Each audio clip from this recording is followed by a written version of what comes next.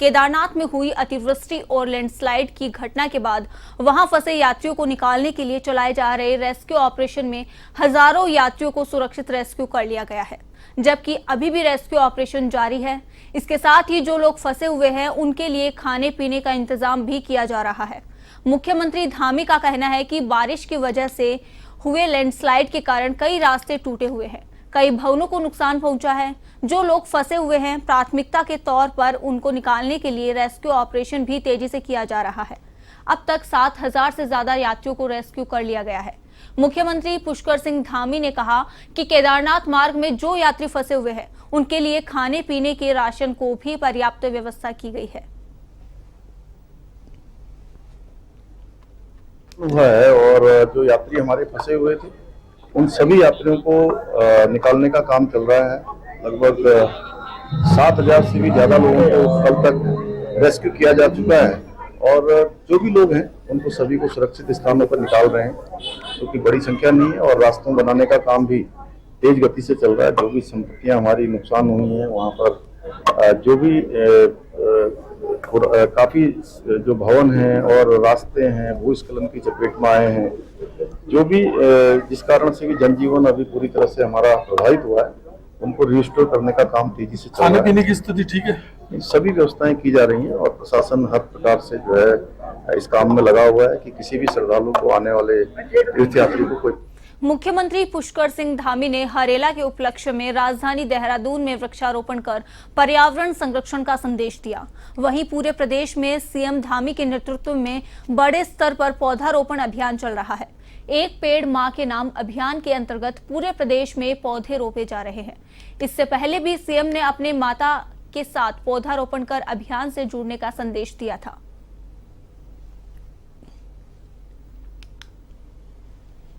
देश तेजी से आगे बढ़ रहा है। आज भारत के जो आधुनिक संसाधन है वो विकास के साथ सांस्कृतिक संरक्षण को लेकर भी अनेक काम किए जा रहे हैं। आज ऑल वेदर रोड है, हाईवे, एक्सप्रेसवे का निर्माण हो रहा है। वंदे भारत जैसी विश्व स्तरीय जो रेल है, विश्व स्तरीय रेल हमारे यहां चल रही है। आपने देखा होगा आज स्मार्ट सिटी प्रोजेक्ट से भारत के हर शहर में ईज ऑफ लिविंग पर फोकस किया जा रहा है, जिससे व्यक्ति का जीवन आसान हो। मैं आपको बताना चाहता हूं कि आदरणीय प्रधानमंत्री जी के मार्गदर्शन में हमारी सरकार हर शहर के समग्र विकास और जन सुविधाओं के विस्तार के लिए अनेक कामों को आगे बढ़ा रही है। जाम इत्यादि जो समस्याएं यातायात में आने वाली हैं, उन समस्याओं से हम कैसे उसका सामना करें, इसको लेकर प्रिंस चौक से लेकर सहारनपुर चौक तक, मेवाला मुख्य मार्ग के चौड़ीगढ़ के साथ साथ आड़त बाजार की शिफ्टिंग का काम भी चल रहा है। साथ ही इंद्रेश हॉस्पिटल से लेकर कारगी चौक तक सड़क के चौड़ीकरण का कार्य भी 9 करोड़ रुपए की लागत से तेजी से आगे बढ़ रहा है। साथ ही 72 करोड़ रुपए की लागत से मेहवाला क्लस्टर के क्षेत्र में पानी की नालों, नलकूप और पानी के टैंक का निर्माण कार्य चल रहा है, जो हमारी जल आपूर्ति को सुनिश्चित करेगा। साथ ही हमारी सरकार द्वारा क्षेत्र में जन स्वास्थ्य स्वच्छता को बढ़ावा देने के लिए लगभग 600 करोड़ रुपए की लागत से बहराखास, विद्या विहार, बिंदाल नदी से रिस्पना नदी के बीच के क्षेत्रों में बंजारावाला, केदारपुर, मथुरावाला और छावनी परिषद, क्लेमेंट टाउन जैसे क्षेत्रों में सिविल लाइन, पेयजल लाइन और ड्रेनेज का कार्य भी कराया जा रहा है। नैनीताल के कुमाऊं विश्वविद्यालय में नैनीताल छात्र महासंघ ने सर्वोदय 2024 कार्यक्रम का आयोजन किया। कार्यक्रम में सीएम पुष्कर सिंह धामी शामिल हुए।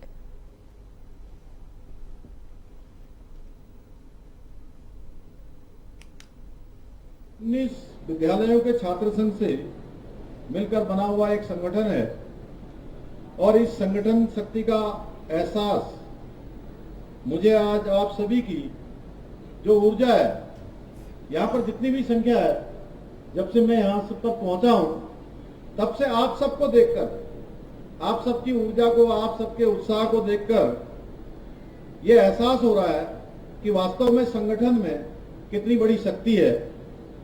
भाइयों बहनों, कुमाऊं विश्वविद्यालय न केवल शिक्षा के लिए बल्कि सांस्कृतिक, सामाजिक और नैतिक मूल्यों के संवर्धन के लिए एक महत्वपूर्ण केंद्र के रूप में जाना जाता है। मैं इस अवसर पर आप सभी को बधाई देना चाहता हूं कि आपकी ऊर्जा और समर्पण से ये कुमाऊं में ही नहीं बल्कि पूरे उत्तराखंड के अंदर विद्यार्थी परिषद की टीम ने अपना परचम लहराया है और छात्रों के अंदर एक विश्वास जगाने का काम किया है। भाइयों बहनों, आप हमारे देश का भविष्य हैं। मैं अपने इन युवा कर्णधार भाइयों बहनों से ये कहना चाहता हूं कि आपके कंधों पर हमारी आने वाली पीढ़ियों का भविष्य निर्भर करता है। आप किस दिशा में काम करने वाले हैं, आप किस प्रकार देश निर्माण में अपना योगदान देने वाले हैं।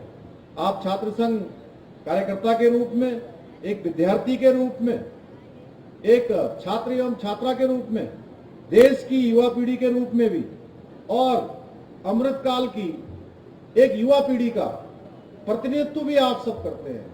यह अमृतकाल है जो विकसित भारत का संकल्प लेकर आज देश हमारे प्रधानमंत्री आदरणीय मोदी जी के नेतृत्व में तेजी से आगे बढ़ रहा है। उत्तराखंड में मौसम विभाग के मुताबिक सभी जिलों में अगले 2 से 3 दिनों तक तेज बारिश होने की संभावना जताई गई है, जिसके चलते प्रदेश में येलो अलर्ट जारी किया गया है। साथ ही उत्तरकाशी, चमोली, बागेश्वर, रुद्रप्रयाग, चमोली, नैनीताल और चंपावत के कुछ इलाकों में तेज बारिश के आसार बताए गए हैं। वहीं कुछ इलाकों में तेज तो कुछ इलाकों में हल्की बारिश की संभावना भी जताई गई है। साथ ही भारी बारिश को देखते हुए मौसम विभाग ने आम जनता को सतर्क रहने की चेतावनी भी दी है।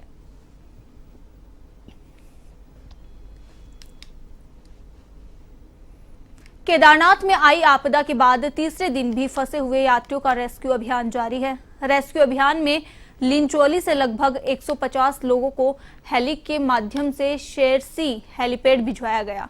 जिला प्रशासन की टीम के साथ एसडीआरएफ की टीम लगातार सर्च अभियान चला रही है, जिसमें बड़ी लिंचोली से लेकर छोटी लिंचोली तक मलबे में शवों की ढूंढ खोज की जा रही है।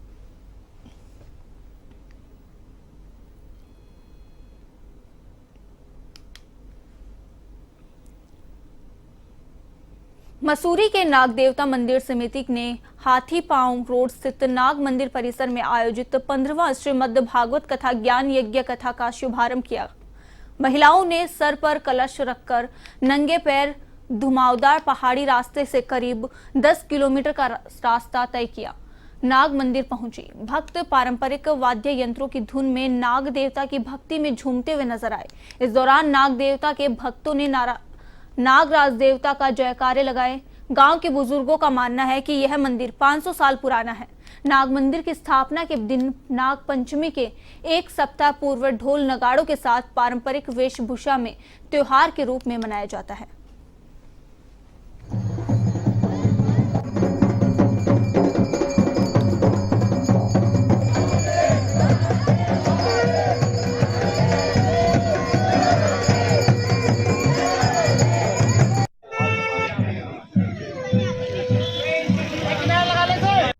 साल हमारी ये जो यात्रा है होती है, जो भट्टे से शुरू होती है और नाग मंदिर में ख़त्म होती है और इसके यात्रा के बाद फिर भागवत होती है, जो कि नाग पंचमी में जिसका समापन होता है। और बिल्कुल बहुत भावपूर्ण तरीके से हमारी ये यात्रा निकाली जाती है और इसमें 2 गांव मुख्य रूप में जो हैं वो पार्ट लेते हैं, जिनका नाम क्यारकुली भट्टा है और भी बहुत आसपास के ग्राम सभाओं से लोग आते हैं और दूर दराज से भी लोग आते हैं। जो ये हमारी पंचायत है क्यारकुली भट्टा की, तो ये 500 वर्ष पुरानी एक प्रथा चली आ रही है हमारी, जो नाग पंचमी की है। तो हर वर्ष की भांति इस वर्ष भी इसमें जो नाग पंचमी का है भागवत का आयोजन किया गया है, जो 1 तारीख से 9 तारीख के दिन 9 तारीख तक होगा। और 9 तारीख को जो नाग पंचमी होगी, तो जितने भी दूर दराज के हमारे लोग हैं, क्षेत्र के लोग हैं, काफ़ी आस्था से जुड़े हैं इससे। नाग देवता को हर कोई मानता है, मतलब जौनपुर, जौनसार, जितना हमारे ये देहरादून तराई वाले क्षेत्र हैं, काफ़ी लोग इसकी आस्था को मानते हैं। तो हमारे पूर्वजों की ही देन है जो हम आज इसको चला रहे हैं आगे। हमारा जो है आज से भागवत शुरू हुई है, श्रीमद् भागवत, और 9 तारीख को हमारी नाग पंचमी है, तो तब तक डेली भागवत ही चलेगी। और ये हमारा जो है आज 15वां भागवत है। हाँ जी, नाग देवता की काफ़ी मान्यता है। काफ़ी दूर दूर से लोग आते हैं, जौनपुर, जौनसार, देहरादून से, पूरे मसूरी के लोकल आसपास के गांव, बहुत मान्यता है। देहरादून में हिमश्री फिल्म्स की संस्थापक आरुषि निशंक के द्वारा एक प्रेस वार्ता की गई, जिसमें उन्होंने बताया कि हिमश्री फिल्म द्वारा डिज्नी हॉटस्टार के सहयोग से निर्मित बहुचर्चित धारावाहिक श्रृंखला लाइफ हिल गई 9 अगस्त को रिलीज होगी। इस श्रृंखला में उत्तराखंड की सरलता और अद्भुत सौंदर्य के साथ ही यहाँ के परिवेश एवं रीति रिवाज को बहुत ही बेहतरीन तरीके से फिल्म मेकर देश और दुनिया के सामने लाने का प्रयास किया गया है और इस श्रृंखला की 100% शूटिंग उत्तराखंड में की गई है। अब तक ट्रेलर को 7 करोड़ से अधिक लोग यूट्यूब पर देख चुके हैं। इस धारावाहिक में हिंदी फिल्मों और धारावाहिकों के अनेक प्रमुख अभिनेताओं अभिनेत्री ने किरदार निभाए हैं। सीरीज है और ये web series Disney plus Hotstar पर 9 अगस्त को रिलीज होने जा रही है, जिसका नाम है लाइफ हिल गई। इसमें आप उत्तराखंड की खूबसूरती, सौंदर्यता, सभ्यता और भांति भांति रंगों को आपको देखने का मौका मिलेगा। और हमारे इस शो में देवेंदु शर्मा, कुशा कपिला, मुक्ति मोहन, विनय पाठक जी, इवन भाग्यश्री जी इस शो के जरिए OTT डेब्यू कर रही हैं। ऐसे बड़े चेहरों को आपको इसमें देखने को मिलेगा और इसकी 100% शूट जो है वो उत्तराखंड में हुई है। नैनीताल और रानीखेत में इसको शूट किया गया है और डिज्नी प्लस जैसे इंटरनेशनल प्लेटफॉर्म पर ऐसे शो का आना हिमश्री के लिए बहुत गर्व की बात है। सैनिक कल्याण मंत्री गणेश जोशी ने देहरादून स्थित गुनियाल गांव में सैन्य धाम निर्माण स्थल पर स्थलीय निरीक्षण कर निर्माण कार्यों का जायजा लेते हुए संबंधित अधिकारियों को आवश्यक दिशा निर्देश दिए। सैन्य धाम में म्यूजियम, ऑडिटोरियम और जहां शहीदों के नाम अंकित किए जाने हैं उनके निर्माण कार्यों का जायजा भी लिया। मुख्यमंत्री पुष्कर सिंह धामी ने सैन्य धाम निर्माण कार्य को पूरा करने की 15 अक्टूबर की डेडलाइन दी है। सैन्य धाम में 1734 शहीद जवानों के आंगन की मिट्टी और प्रदेश की 28 पवित्र नदियों का जल अमर जवान ज्योति के मुख्य स्तंभ में प्रतिस्थापित की गई है। इसके अतिरिक्त सैन्य धाम में light and sound show, museum और ऑडिटोरियम, टैंक, जहाज और 120 फीट ऊंचा तिरंगा झंडे के साथ ही अन्य सैन्य उपकरण भी रखे जाएंगे।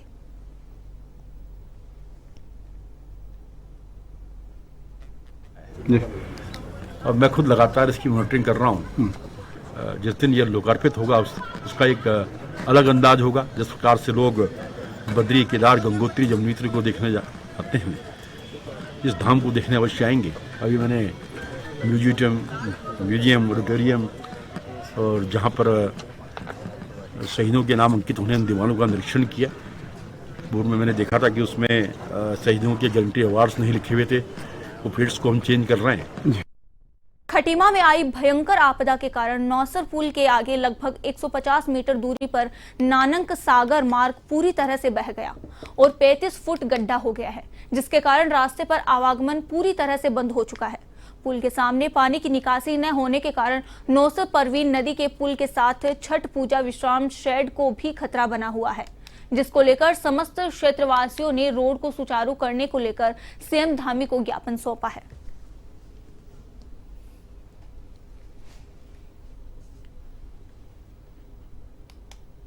के अंदर अतिक्रमण किया गया है पिछले 6-7 साल पहले, जिस कारण से पानी की निकासी पूरी तरह नहीं हो पाती। दूसरी तरफ जब पानी का बहाव ज्यादा है तो उसने खराब करके लगभग 2-2.5 एकड़ में 40 फीट गड्ढा कर दिया और 150 मीटर मार्ग बह के चले गया खेतों में। हमारा एसडीओ साहब से निवेदन ये है कि पहला तो वो पिचिंग को वहाँ से हटाया जाए, नदी के पानी की निकासी को पूरा किया जाए, नंबर 1। नंबर 2, जो आगे पुल वहाँ है, यहाँ रास्ता वहाँ पुलिया का निर्माण ना करके वहाँ पर रैंप बनाया जाए, ताकि पानी पीछे से अगर ओवर आता है तो वो निकल के चले जाए आसानी से, जिससे उस किसान का नुकसान हो, पीछे जो किसान है, हजारों किसान है, उनका भी नुकसान हो। ये माननीय एसडीएम जी के द्वारा अपने मुख्यमंत्री जी को ज्ञापन भेजा। सर, पहले लोग मेरे पास आए थे, वहाँ पे ग्रामीण लोग मेरे पास आते हैं। उनका एक समस्या है कि वहाँ पर जो किसी व्यक्ति द्वारा सरकारी ज़मीन में अतिक्रमण करके वहाँ पर कुछ स्ट्रक्चर बना दिया, जिसके कारण जो पानी का बहाव है वो पानी बह नहीं पा रहा है, वो प्रभावित हो रहा है और उसी कारण वहाँ पर गड्ढा पे और हमारा जो PWD की रोड है वो वॉश आउट की हो गई है। तो लिहाजा अभी वर्तमान में हमारा PWD डिपार्टमेंट इसको रोड को सही कर रहा है, वहाँ पर ड्रेजिंग वेजिंग करके, लेकिन साथ ही जो अतिक्रमण जिस व्यक्ति के द्वारा उस अतिक्रमण में शीघ्र हटा देंगे।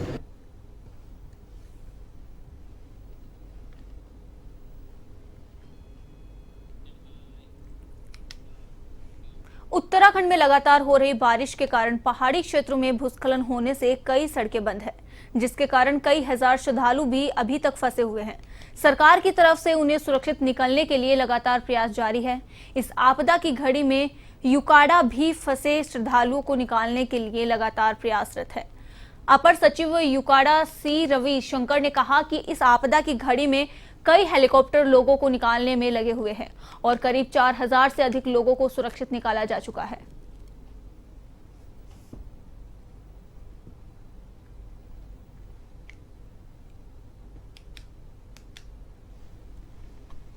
जो पूरा आपदा काल के लिए मानसून काल के लिए एक हेलीकॉप्टर ऑलरेडी हायर कर रखा है।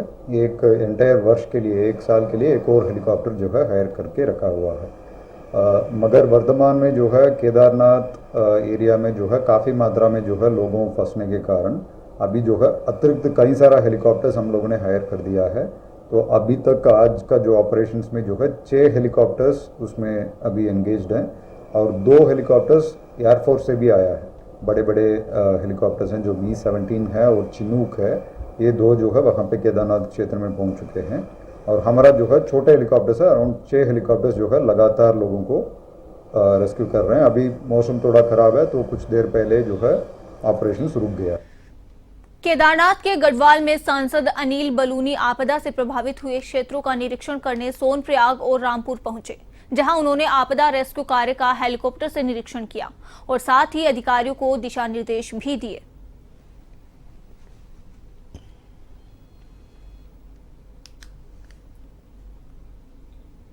ऋषिकेश में गढ़वाल कमिश्नर विनय शंकर पांडे ने संयुक्त रोटेशन व्यवस्था समिति के साथ बैठक की। बैठक में बरसात के बाद शुरू होने वाली यात्रा को लेकर चर्चा की, जिसमें टैक्सी यूनियन, धर्मशाला और होटल यूनियन के पदाधिकारी शामिल हुए।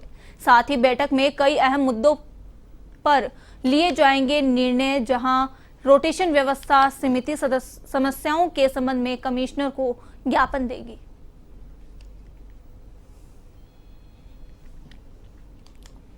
हरिद्वार देहरादून बाईपास मार्ग स्थित लिच्छरवाला की सोंग नदी में मगरमच्छ देखा गया, जो पानी से निकलकर झाड़ियों के किनारे भी आ गया। काफी देर तक मगरमच्छ में हरकत नहीं दिखाई, जिससे लोग उसके करीब पहुंचे, लेकिन किसी व्यक्ति ने मगरमच्छ पर पत्थर मारा तो वह अचानक नदी में चला गया। मगरमच्छ दिखाई देने की सूचना से लोगों में डर देखा जा रहा है।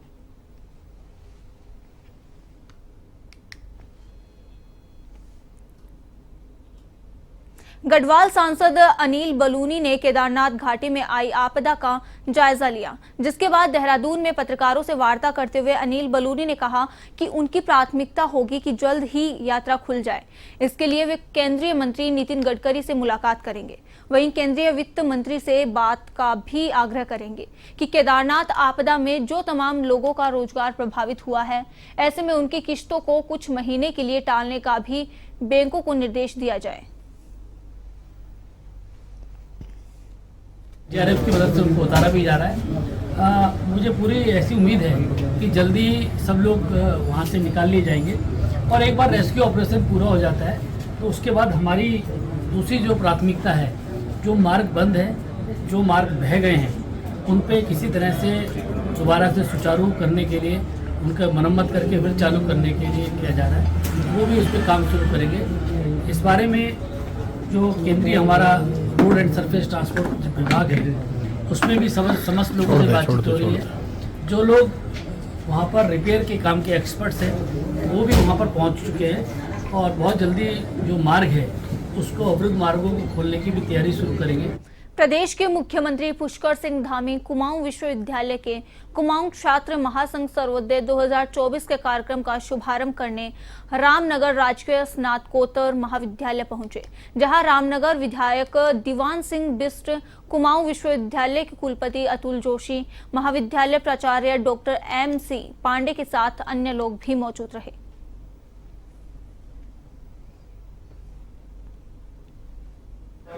छात्र महासंघ और विद्यार्थी परिषद के तत्वाधान में छात्रों का ये विशाल कार्यक्रम यहाँ पर हुआ है। निश्चित रूप से विद्यार्थी परिषद के तत्वाधान में आज छात्र समाज के आने वाले समय में विभिन्न क्षेत्रों में जिसमें जाने वाले होते हैं, उसमें किस प्रकार की चुनौतियां हैं, समाज में किस प्रकार से आगे बढ़ना है, इस प्रकार की सारी जो जिम्मेदारियां हैं उन जिम्मेदारियों से अवगत होते हैं, उनका बोध होता है और निश्चित रूप से एक अच्छा वातावरण यहाँ पर रामनगर पीजी कॉलेज में भी बना है और मैं सभी छात्रों के सर्वांगीण विकास के लिए हमारी सरकार लगातार प्रदेश के अंदर काम कर रही है। हम नकल का कानून लेकर आए हैं। आज वो कानून मैं समझता हूँ उस कानून के लागू होने के बाद योग्य जो छात्र एवं छात्राएँ हैं उनको उन सभी प्रतिभाओं को आज चयन का अवसर मिल रहा है और 16,000 नियुक्तियाँ पारदर्शी तरीके से अभी तक संपन्न हो चुकी हैं।